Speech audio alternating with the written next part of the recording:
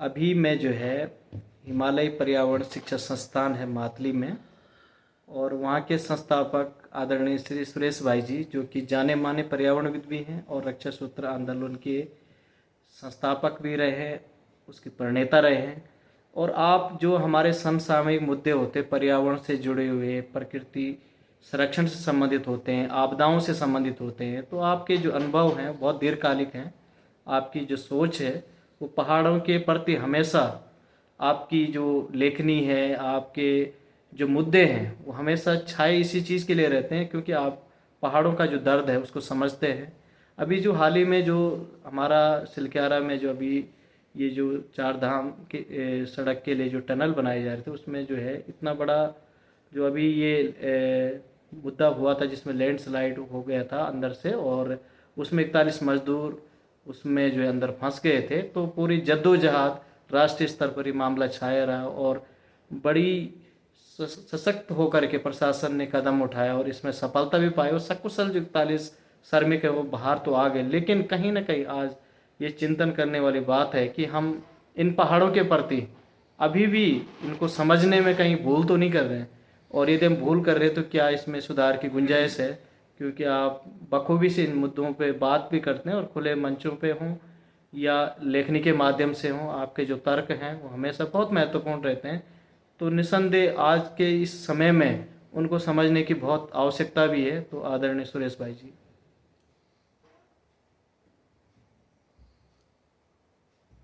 यमुनोत्री राष्ट्रीय राजमार्ग पर सिलक्यारा टनल के अंदर जो हादसा हुआ, जिसमें करीब 41 मजदूर 17 दिन तक फंसे रहे, उसका मुख्य कारण और संकेत है हम सबके लिए कि हिमालय बहुत गुस्से में है। हिमालय में बड़े निर्माण कार्य हिमालय को पसंद नहीं है। हिमालय में अपने में एक देवता है। हम अपने गांव के देवी देवताओं को जितना भी हम उनको आस्था का केंद्र मानते हो, हिमालय उससे भी बहुत बड़ा आस्था का केंद्र है। और हिमालय के साथ हम जाति करेंगे, असंतुलित विकास और अनियंत्रित विकास जिसको कहते हैं, उस तरह की प्रक्रिया को अपनाएंगे तो हिमालय क्रोध में आकर के यहाँ पर मानवीय जो सभ्यता है उसको तहस नहस की स्थिति में खड़ा कर सकता है। यह इसलिए हो रहा है, हम देख रहे हैं कि उत्तरकाशी जिले का हमारे पास आंकड़ा है कि यहाँ पर पिछले 30 सालों में 70 बार जो है छोटे बड़े भूकंप आ चुके हैं। 1991 से लेकर के और 2023 तक भूकंप जो आए, उसके कारण से यहाँ की धरती के अंदर जो दरार पड़ी हुई है, जिसको भूगर्भ शास्त्रियों ने कहा है कि जमीन के अंदर लगभग 10-15 किलोमीटर नीचे जगह जगह फॉल्ट लाइन है, भ्रंश आई हुई है, दरारें आई हुई है, और वो दरारें सक्रिय हो रही है।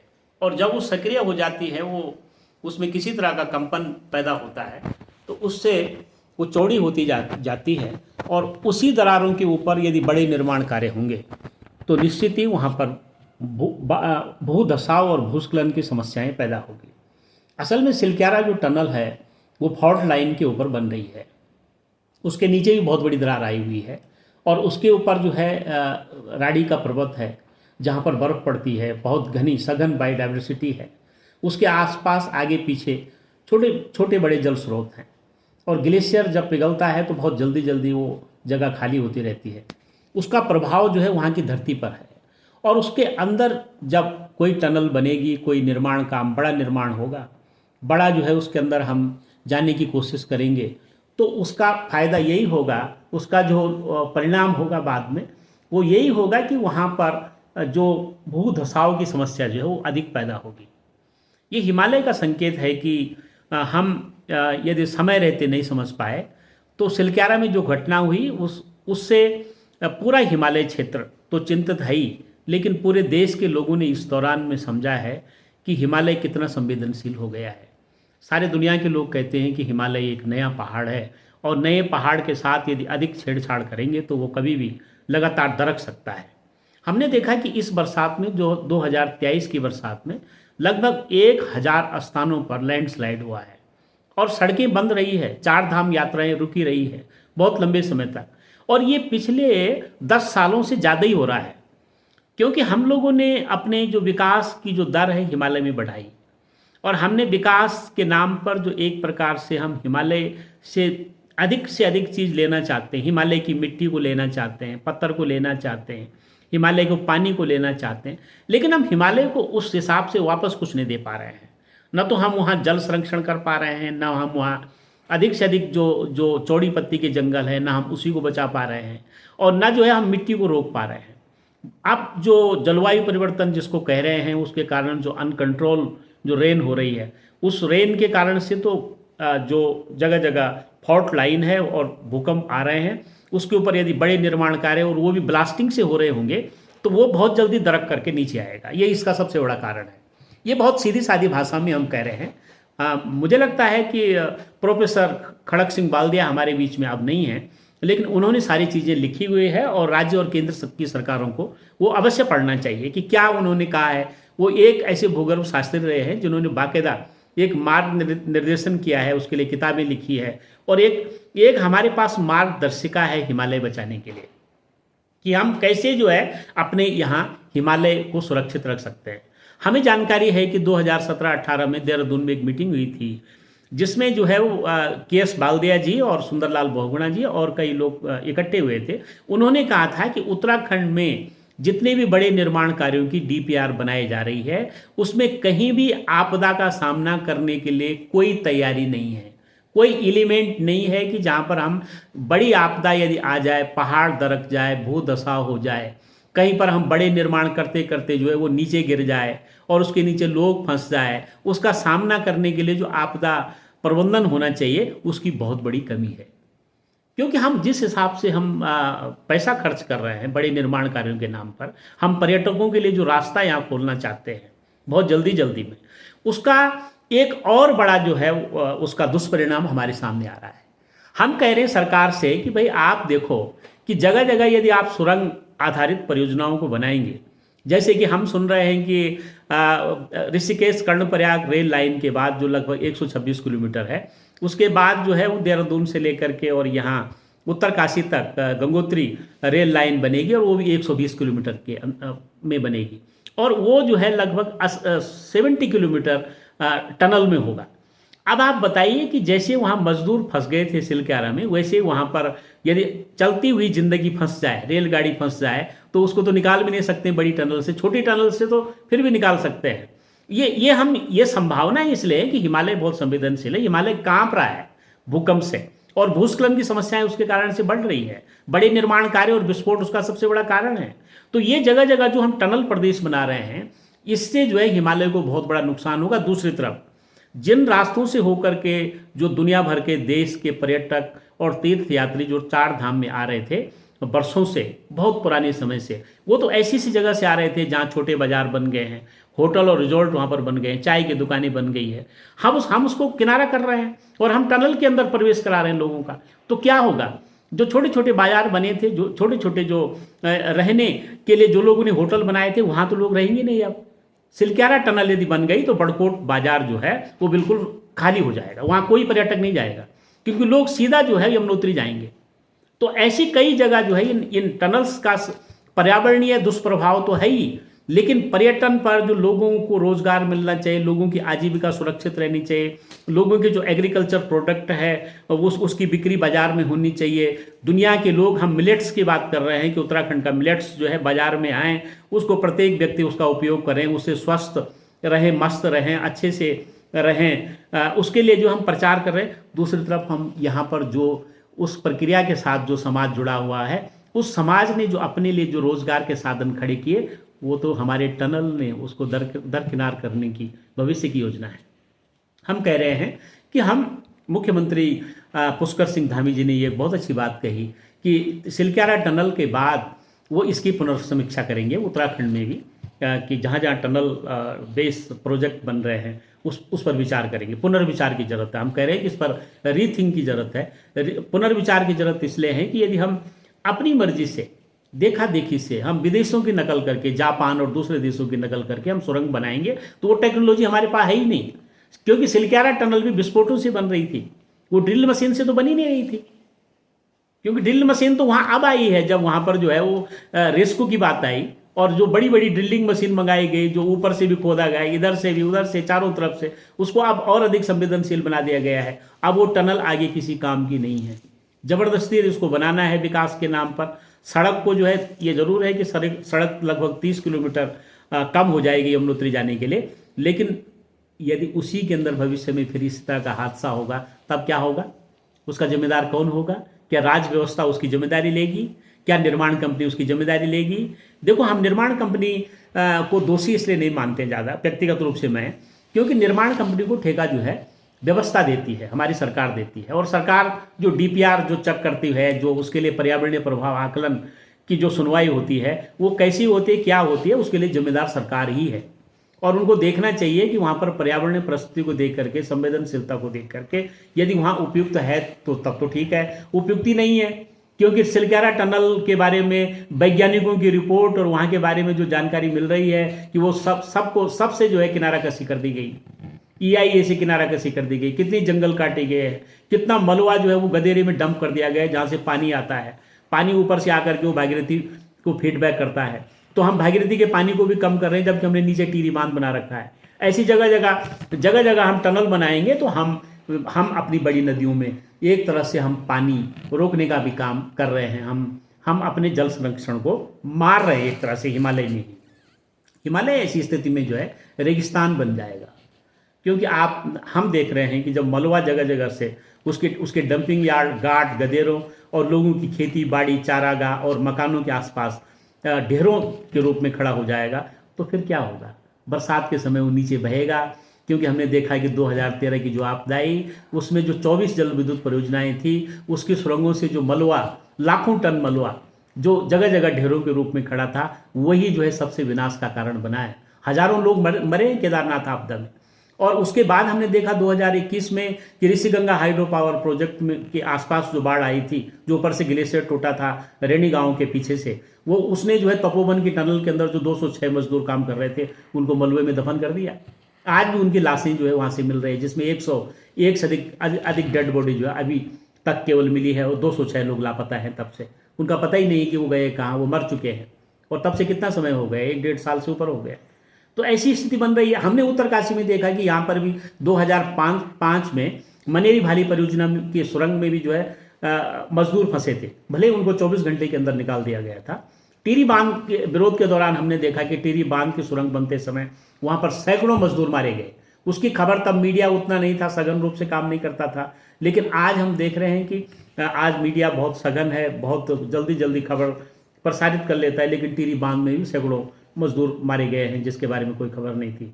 ऐसी खबरें अभी हिमाचल में टनल के अंदर लोग फंसे थे, जम्मू कश्मीर में ऐसी घटना हुई है, उत्तर पूर्व के हिमालय में जहाँ जहाँ सुरंग आधारित परियोजना, लोगों का पता ही नहीं चलता है। और सिलक्यारा टनल में तो केवल परसों तो लोग उसमें फंसे थे, इसलिए उसको रेस्क्यू के नाम पर लोग, सारी दुनिया के लोग इकट्ठे हो गए, सब उसके गवाह बने। लेकिन वो तो 4-5 बार टूट चुकी है।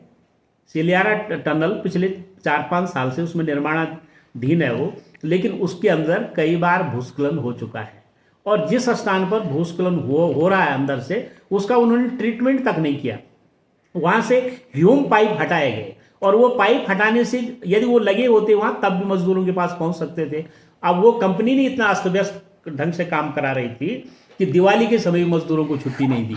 और जब हम अध्ययन करते हैं तो देखते हैं कि जो मजदूर इस तरह के काम में लगे रहते हैं, उनका न तो श्रम विभाग में पंजीकरण होता है, न उनकी ज़िंदगी के बारे में कोई चिंता किसी को होती है। केवल बस एक मस्ट्रोल होता है, उस मस्ट्रोल में मजदूरों के नाम लिखे जाते हैं, काम करवाया जाता है। हर दिन जो है उनका रिन्यू होता है। उनकी कंटिन्यूटी जो है काम में नहीं दिखाई जाती है, क्योंकि कंटिन्यूटी दिखाएंगे तो वो फंसेंगे, ठेकेदार जो है उसके लिए जिम्मेदार होगा। तो देखते हैं कि ये तो आज ही आया साहब, तो आज से ही काम पर लगा है, वो कल यदि दोबारा आए तो वो कल ही नया आया है, उनके लिए वो नया है हर रोज़। तो ये जो काम का जो तरीका है, ये मानवीय व्यवस्था के साथ मानवता को भी संकट में डालने का जैसा काम है। तो यदि हिमालय के जल, जंगल, जमीन, पानी को बचाना है, तो समय रहते ही हिमालय के साथ हिमालय की भौगोलिक संरचना के आधार पर बड़े निर्माण नहीं, छोटे छोटे निर्माण कार्य, जिसमें मजबूत सड़कें बने, मजबूत पर्यटन की व्यवस्था हो, जिसमें बहुमंजिली इमारतें न हो, छोटे छोटे होटल बने जिसमें लोगों की आजीविका सुरक्षित रहे। यहाँ के जो स्मॉल और मार्जिनल फार्मर है, लघु और सीमांत किसान है, उनकी आजीविका सुरक्षित हो। जलवायु परिवर्तन के दौर में जो ग्लेशियर पीछे जा रहे हैं उनको वापस लाने के लिए जल संरक्षण और बायोडाइवर्सिटी, जैव विविधता का संरक्षण हो। जैव विविधता का मतलब ये है कि चौड़ी पत्ती के जंगलों के साथ जो देवदार के जंगल हैं, जो जड़ी बूटियां हैं, जो वहाँ के जो जीव जंतु हैं, जो वहाँ जो दूसरे तीसरे प्रकार के प्राणी पशु पक्षी, वो सारे उस एरिया में होने चाहिए। तब जा करके हम हिमालय को अच्छी तरह से देख सकते हैं। लोग क्यों आते हैं हिमालय क्षेत्र में?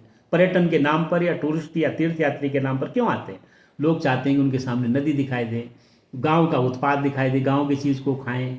लोग चाहते हैं कि भाई वहाँ जा करके हम वहाँ का पानी पिएं, वहाँ के जंगल के अंदर बैठें। लेकिन जब वो चीज़ हमारे सामने नहीं रहेगी तो हम किस हिमालय में क्या काम करना चाहते हैं, क्या विकास करना चाहते हैं? इस टनल निर्माण में कहीं ये सोच सारी की सारी गायब हो रही है। ये चिंता की बात है। नहीं, निस्संदेह सर, आपने जो बातें बताई हैं वो तो कहीं ना कहीं आपके अनुभव हैं, और लंबे समय से, चाहे टिहरी बांध का जब ये चल रहा था तो उसी समय से आप लोगों ने आवाज़ें उठाई, और कहीं ना कहीं हमारे जो ये पहाड़ हैं उनको बचाने के प्रति आपकी जो चिंता है वो आप जाहिर भी करते हैं उन चीज़ों को। लेकिन वास्तव में जो है, जैसे आप ईआई की बात कर रहे हैं, या अभी आप देख रहे हैं कि सरकारी स्तर पे प्रयास हो रहा है। अभी जो है हमारे हाल ही में जो है, पिछले जो अभी हमारे 2-3 दिन हैं, इनमें जो है वर्ल्ड कांग्रेस हो रही है उत्तराखंड में, और आपदा प्रबंधन संस्थान बनाए जाने की बात हो रही है उत्तराखंड में। तो बात तो अच्छी है, लेकिन यहाँ के जो अनुभवी लोग हैं, जो यहाँ की चिंता भी करते हैं, और भले ही वो रिसर्च इनके पेपर में ना हो, लेकिन उनके जो अनुभव है उनको भी जो है महत्व दिया जाना चाहिए। यहाँ का जो स्टेक होल्डर है वो यहाँ के बारे में क्या चाहता है, ताकि न्याय संगत इन पहाड़ों का जो जिस तरीके से जो प्लानिंग चल रही है, तो इनके साथ साथ जो स्थानीय जो ऐसे लोग हैं जो यहाँ के प्रति अपनी चिंताएं रखते हैं, इनका भी जो वो योगदान है वो इन ऐसे संस्थानों को मिलना चाहिए, मार्गदर्शन उनसे लिया जाना चाहिए। और जो भूगर्भ शास्त्री हैं, जैसे आपने अभी बात की है, वैज्ञानिक हैं, उन सब को मिल कर के और ऐसे उसमें जो है काम करने की आवश्यकता है। तो आप को लग ही रहा होगा कि इस दिशा में भी कुछ किया जाना चाहिए, ताकि मिल कर के अपने उत्तराखंड के लिए, अपने इन पर्वतीय क्षेत्रों के लिए, क्योंकि आप जैसे कह ही रहे हैं कि बहुत संवेदनशील है, और क्लाइमेट चेंज का तो दुष्प्रभाव देखें, हिमालय तो कच्चे पहाड़ हैं, तो यहाँ पर कुछ और तरीके से बहुत गंभीरता के साथ जो है योजनाओं को धरातल पर उतारने की ज़रूरत है। न कि सिर्फ जो है हम टनल बनाएं और इस तरीके के जो लुभावने जो इस तरीके के वो हैं योजनाएं हैं, उनको सिर्फ हम पोषित करने की बजाय जो है वास्तव में गंभीरता से जो है इस ओर जो है आगे बढ़ना चाहिए हमें। देखो, ऐसा है कि जब किसी भी क्षेत्र में आपदा आती है तो सबसे पहले उसी क्षेत्र के लोग जो है लोगों को बचाने के लिए खोज और बचाव का काम स्थानीय लोग करते हैं। जब सिलक्यारा में 41 मजदूर फंसे तो आसपास जो 2-3 गांव के लोग थे वो सबसे पहले वहां गए, और उन्होंने वहाँ के निर्माणकर्ताओं को कहा कि भाई हम क्या कर सकते हैं, क्योंकि वो मज़दूर तो बहुत अंदर टनल में फंसे थे, तो वो क्या करते बेचारे। उसके लिए तो मशीन चाहिए था, लोग चाहिए थे, जो कि कुशल मजदूर चाहिए थे, उनको बुलाना पड़ा। लेकिन स्थानीय लोग उसके लिए बहुत जागरूक रहते हैं। उत्तराखंड में यदि आपदा प्रबंधन केंद्र, जिसको कहा जा रहा है कि कोई अंतर्राष्ट्रीय राष्ट्रीय डिजास्टर सेंटर बनेगा, तो वो बनना चाहिए, इसमें कोई दोहरे राय नहीं। देखो, आपदा जो है, हिमालय आपदा का घर बन चुका है, और यदि आपदा के विषय में हम चर्चा नहीं करेंगे तो फिर हम बहुत गैर हाजिर हो जाएंगे हिमालय के संतुलित विकास के लिए। हम समझेंगे कि भाई हम विकास जो कर रहे हैं उसमें आपदा का तो कोई एलिमेंट ही नहीं है। मैं कहता हूं कि आपदा का कोई सेंटर यदि उत्तराखंड में बनता है तो वहाँ के.एस. बालदिया जी ने जितने भी मार्ग निर्देशन किए हैं, खासकर उत्तराखंड हिमालय के बारे में, कि कहाँ कहाँ पर क्या क्या फॉल्ट लाइन है और कहाँ कहाँ पर हमको किस तरह का निर्माण काम करना चाहिए, कहाँ हमको लेक नहीं बनानी चाहिए, झील बनानी चाहिए, कहाँ नहीं बनानी चाहिए, कहाँ हमको टनल बनानी चाहिए, कहाँ नहीं बनानी चाहिए, कहाँ पर हमको बचना चाहिए कि भाई हम कैसे कैसे वहाँ से बच करके गांव की सड़क भी बन जाए और वहाँ लोग भी सुरक्षित रह जाए, वहाँ की नदी में मलबा न जाए। तो ये खड़ग सिंह बालदिया जी के अतिरिक्त हमारे पास दूसरा कोई वैज्ञानिक नहीं है। वैसे विनोद गौड़ भी है, कई लोग हैं जिन्होंने मार्गदर्शन किया है, और भी लोग आज काम कर रहे हैं। उन सब लोगों ने उसमें किया है, उनका सबका जो है वो होना चाहिए उसमें। लेकिन सवाल ये है कि हम पूछ रहे हैं कि भाई आपदा प्रबंधन की तो उत्तराखंड में रोज़ मीटिंग होती रहती है, जिलों में भी मीटिंग होती रहती है, लेकिन मैंने कभी नहीं सुना कि सुरंग बांधों के प्रभाव से किस तरह की आपदा आने वाली है, तब हम क्या करेंगे। हमने कभी नहीं सुना आज तक कि यदि हम चौड़ी सड़क बनाएंगे, उसका मलबा जब गंगा में पड़ेगा, गंगा और उसकी सहायक नदी में पड़ेगा, तो उसके बाद जो हैवी रेन होगी और ऊपर से पहाड़ दरकेगा, तब हम गांव के, शहर के और हमारे पुलिस प्रशासन तब क्या करेगी। हमने कभी नहीं सुना। सर हमने बचपन से भी देखा, जब ये मनेरी भाली योजना यहाँ से जो है टनल बनी थी आपके ज्ञानसू से और दरासू तक, तो एक एडिट पॉइंट था ये देवधार के पास में, तो मेरा घर तो वहाँ पे, तो हम देखते थे ऊपर जो हमारा एक गांव है गंवाना देवली है, यहाँ के जो पानी के जल स्रोत है यानी वो काफ़ी जो है कम हो गए थे। देवली में तो है ही नहीं, जहाँ बहुत ज़्यादा पानी होता था, तो ये कहीं ना कहीं इसके साइड इफेक्ट है। दूसरा आप जो कह रहे हैं कि ये जो जितना भी इसका मलबा होता है जब ये नदियों में जाता है, तो ये तो बहुत साधारण सी बात है कि भाई जो जलीय जो इकोसिस्टम है वो वहाँ पर जब टर्बिडिटी बढ़ जाएगी तो जो जलीय जीव है उनको परेशानियाँ होंगे, उनके गिल चौक हो जाएंगे, उनके स्केल्स पे असर पड़ेगा, तो बायोटा तो प्रभावित होता ही होता है, स्थानीय वनस्पतियों को नुकसान होता है। तो आने वाले समय में भी इन चीज़ों को ज़रूर जो है मतलब इग्नोर नहीं किया जाना चाहिए, क्योंकि कहीं ना कहीं हम अच्छा काम कर रहे हैं तो उसके जो दुष्परिणाम हैं तो वो भी बैलेंस करके, और ये जो आपकी यही बातें देखो, यही बात तो हम कह रहे हैं कि देखो हमको ऐसा विकास करना है जिसमें जो है आपदा ना आए, आपदा को हम नियंत्रित कर सकें। देखो आपदा तो वैसी भी आएगी आएगी, क्योंकि आपदा का तो ये घर बन चुका है, चोला और दामन का साथ हाँ बता वो दिया, तो है, विकास आपदा तो आएगी आएगी, लेकिन अनियंत्रित विकास और आपदा को हम बढ़ावा न दें। आपदा जैसी परिस्थिति यदि आ रही है, भूकंप तो आ ही रहा है, उसको तो हम रोक नहीं पा रहे हैं। अब भूकंप का सामना करने के लिए जब हमारी धरती कांप रही है और हमारे मकानों में दरारें पड़ रही है, तो हम ऐसी रेल लाइन क्यों बना रहे हैं कि हमारे मकान के अंदर दूसरी टनल आ रही है और वहाँ उसके कारण भी हमारे घर में दरार आ गई। तो अच्छा हो कि वे पहाड़ों में जहाँ बिल्कुल ऐसी सर्पाकार जगह है जाने के लिए, बिल्कुल बड़ा ऐसा है जैसे कहीं बहुत संकरी घाटियाँ और ऊंची ऊंची चोटियाँ हैं, उनके बीच में हमको कैसे कैसे आगे बढ़ना है, कि वहाँ की जो भौगोलिक संरचना है उसको ध्यान में रख करके होना चाहिए। उसमें गाड़ी भी उस तरह की होनी चाहिए, सड़क भी होनी चाहिए, उसका जो पर्यटन है उसका भी डेवलपमेंट होना चाहिए। इसका ध्यान क्यों नहीं रखते हैं? यही तो आपका और आस्था सर, ये भी एक प्रमुख हो रहा है इस समय। आपने देखा होगा, देखो ऐसा आस्था और विज्ञान और तमाम चीजें आई, तो आस्था के लिहाज से आपने देखा होगा भी जो ऑस्ट्रेलियन वहाँ पे जो ये जो सुरंग विशेषज्ञ थे, वो भी कल जब भोखनाग जा रहे थे तो पैदल ही जा रहे थे। तो आस्था की अगर हम बात करते तो लोग कहीं ना कहीं जो है आस्था के लिए तो पैदल भी चलते हैं, लेकिन हम सुविधाएं इतनी ज़्यादा ये जो बढ़ाते जा रहे हैं, ये पर्यटन के लिए है या हमारे जो चार धाम आस्था? और देखिए ऐसा है कि आस्था तो हमारी कभी ख़त्म नहीं होगी ईश्वर के प्रति, और हम ये कभी नहीं भूल सकते हैं। ये मतलब बहुत बड़ी कमजोरी होगी इंसान की कि वो ये भूल लें कि मैंने मरना नहीं है। उसको मरना भी है, पैदा भी हो रहे हैं, बीमारियां भी आएगी, कष्ट भी बहुत होंगे, लेकिन सवाल ये है कि कष्टों को और आपदाओं को बुलाने के लिए लगातार हम जो है कोशिशें हमारी जारी है, तब क्या होगा। तो ऐसी चीज़ों से सिर्फ सावधान रहने की ज़रूरत है।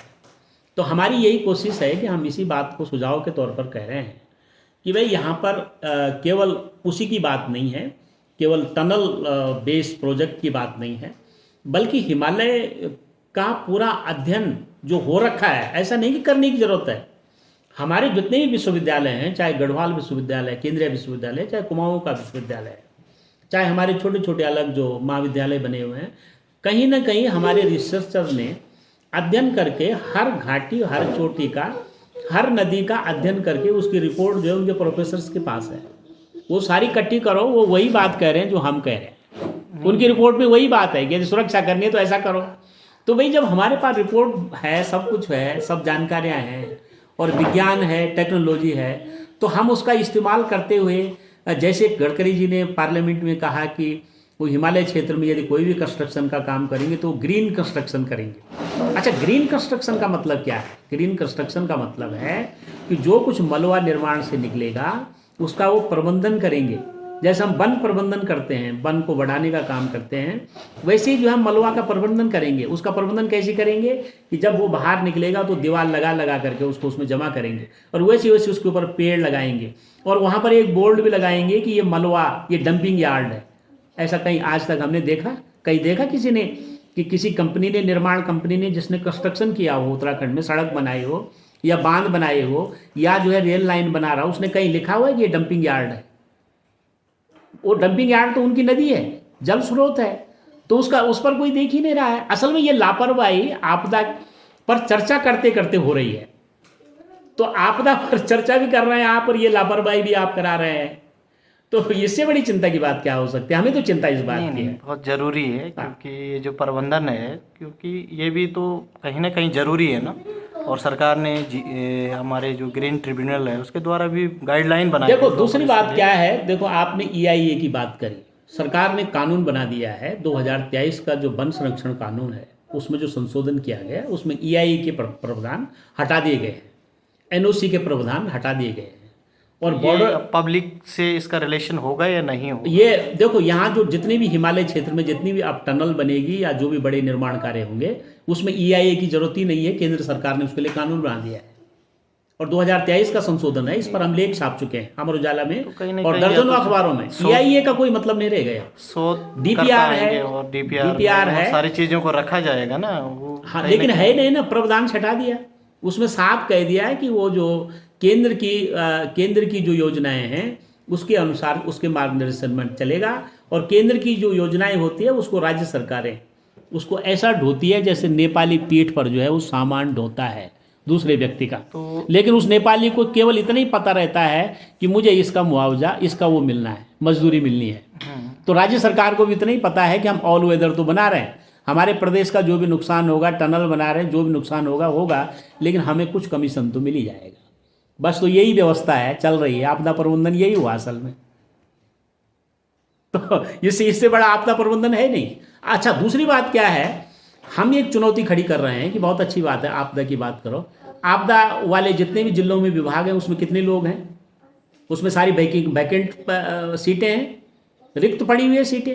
उसमें जो है वो टेक्नीशियन नहीं है, उनके पास सामान नहीं है, उनके पास प्रॉपर जो है थिंकिंग नहीं है, उनको जो सोच करनी चाहिए वो केवल अधिकारियों तक सीमित है। आपदा प्रबंधन का मतलब जिले का जिलाधिकारी, पुलिस, उसमें जनता को कोई जगह ही नहीं है भाई। इस रेस्को, ये जो आपदा प्रबंधन है जो सिलक्यारा में हुआ, ये तो स्थानीय देवता ने जब कहा कि भाई इन्होंने मेरा मंदिर तोड़ा, निर्माण कंपनी ने, तब जा करके सारे लोग नतमस्तक हुए कि जय हो देवता, हमसे गलती हो गई, माफ़ी मांगने लगे। असल में ये गलती देवता के नाम पर, हिमालय देवता है वो, भौकनाक देवता जो है हिमालय का देवता है, और वो शिव का रूप है। नहीं ठीक है सर, अब मैं थोड़ा सॉल्यूशन की ओर बढ़ाना चाहता हूं। हिमालय बहुत कमियों को ढूंढने के बजाय, क्योंकि कमियां तो अल्टीमेट समाधान तो यही है ना कि एक तो तीर्थाटन और पर्यटन, हमने इन दोनों को मिक्स कर दिया है। और भाई ऐसा ये है, जो भूमि है ये तीर्थाटन की ही रही है। तीर्थाटन तो नौटियाल जी शब्दों में रह गया है। तो अगर इस तरह पर्यटन को बढ़ाएंगे तो कैरिंग कैपेसिटी बढ़ेगी। आपने मनाली में और जगह जगह भी देखा। मैं आपको बताऊं,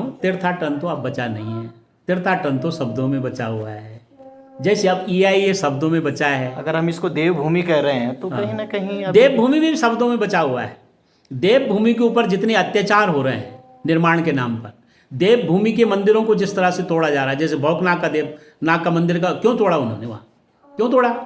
नहीं तोड़ना चाहिए था भाई। उनको पता होना चाहिए कि हमारा जो हिमालय है वो पूरा शिवलिंग है, तो शिव की जगह है और उसको सुरक्षित रखना चाहिए था। तो लोगों की आस्था पर चोट होगा। लेकिन मैं ये नहीं कहता हूँ कि भौकनाक देवता के मंदिर को तोड़ने से वहाँ पर लोग फंसे हैं, मैं ये भी नहीं कहता हूँ, क्योंकि वहाँ तो भौकनाक ने तो रक्षा की है। हाँ, उनकी रक्षा का तो खैर वो एक उन्होंने देवता ही कारण से ये है कि उनको एक तरीके से सुरक्षा दी होगी। ये सब ये हम मानते हैं, लेकिन देखो हमारी आस्थाएं तो है ही, लेकिन आस्था के साथ संतुलित विकास की आवश्यकता है, ताकि हम सोच समझ करके विकास की आवश्यकता है। विकास को लालच के पहिए से नहीं घुमाना चाहिए, विकास को संतुलन शास्त्र से घुमाना पड़ेगा। बिल्कुल अच्छा है, विचार होना चाहिए, चिंतन होना चाहिए। और प्रैक्टिकली तौर पर मैं भी ये समझता हूँ कि विश्लेषण होने के साथ साथ उसका क्रियान्वयन भी बहुत ज़रूरी है। और आप सब लोगों की जो समझ है वो कहीं ना कहीं एक परिपक्वता की ओर ले जाते हुए, यही मतलब एक इशारा भी कर रहे हैं कि आज भी हमें बहुत कुछ समझने की आवश्यकता है।